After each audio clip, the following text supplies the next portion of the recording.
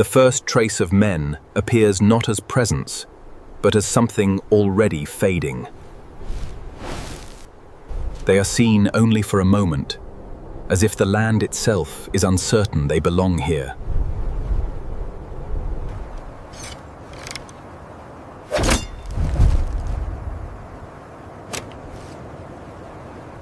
The machines of war do not announce themselves. They reveal their presence through weight and tension. Distance is not empty space. It is the field where decisions are made before movement begins. They do not move first, because they have already chosen where the battle will begin.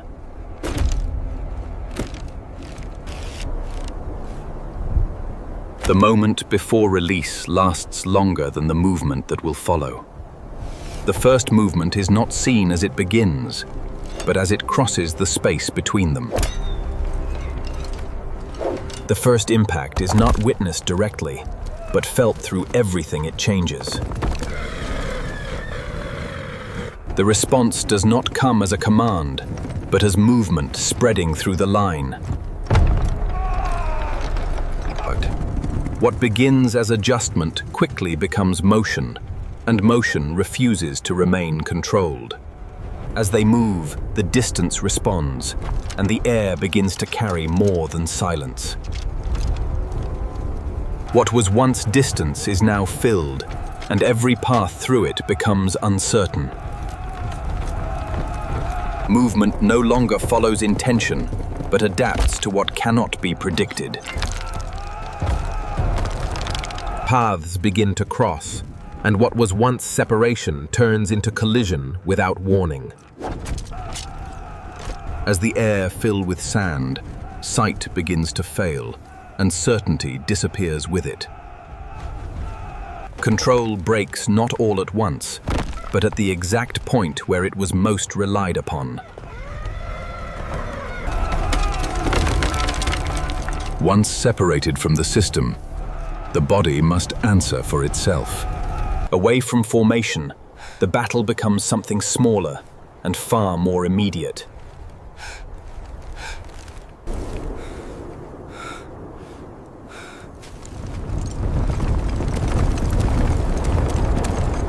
At this distance, survival is no longer a choice, but a moment that cannot be delayed. After the moment passes, the body understands what the mind cannot. To remain is no longer possible, and to move becomes the only answer left. To stand is not enough, because the danger does not remain where it was. To move through this space is to choose a path between what can no longer be controlled.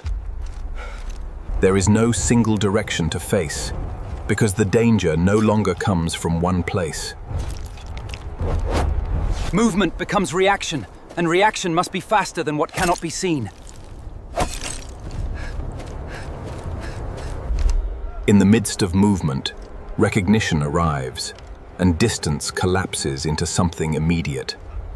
Either moves first, because the outcome is already understood before it begins. The decision forms without words, and the body prepares to follow it.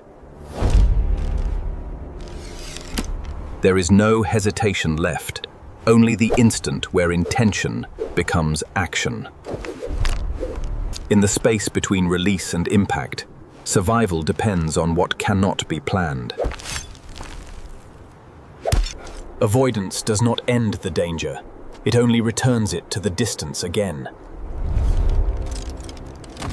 From the distance, the pattern begins again, shaped by those who have not yet moved.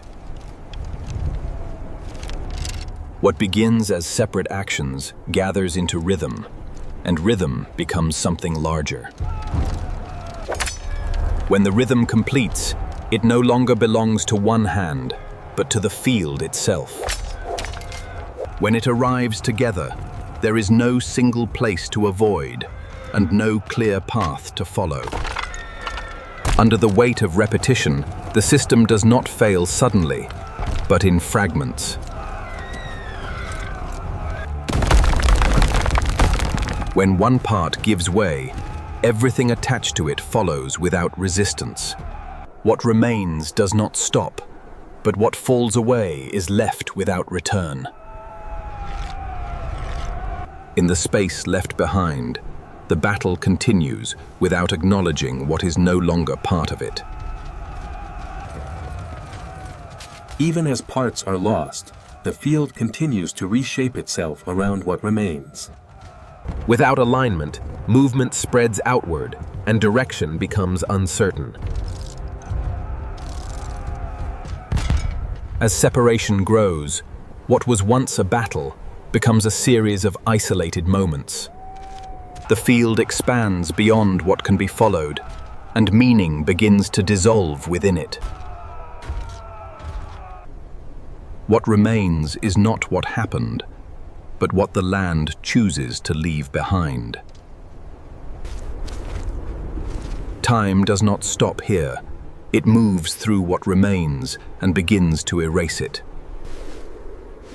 What was once defined by movement becomes indistinguishable from what surrounds it. In the end, nothing remains to hold the memory of what has taken place. What is gone does not return, and what remains no longer carries its shape. When nothing remains to be recognized, there is no longer anything to compare.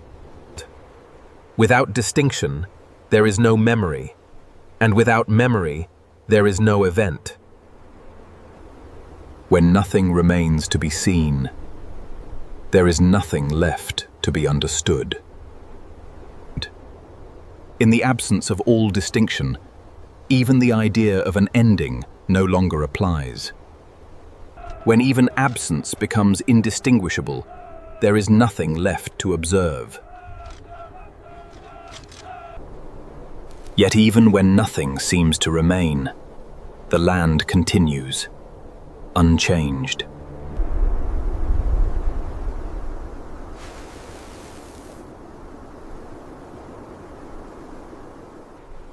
What endures is not the event itself, but the surface that remains unchanged.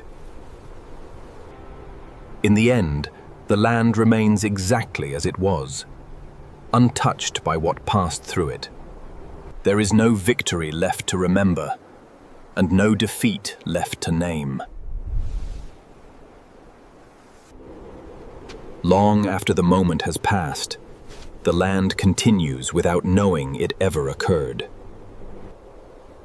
Time does not preserve the moment, only the ground that once held it. What remains is not the event, but the act of perceiving that it once existed. Elsewhere, under the same sky, the conditions begin again. Before it happens, there is always a moment where nothing has yet been decided. From above, the movement below is not chaos, but something that can be read. Where the land narrows, movement below becomes predictable. When the moment arrives, the land itself becomes part of the strike.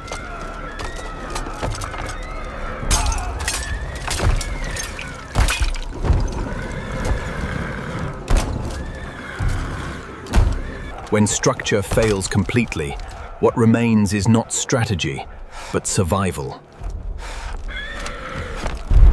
When the movement ends, nothing remains of what decided it.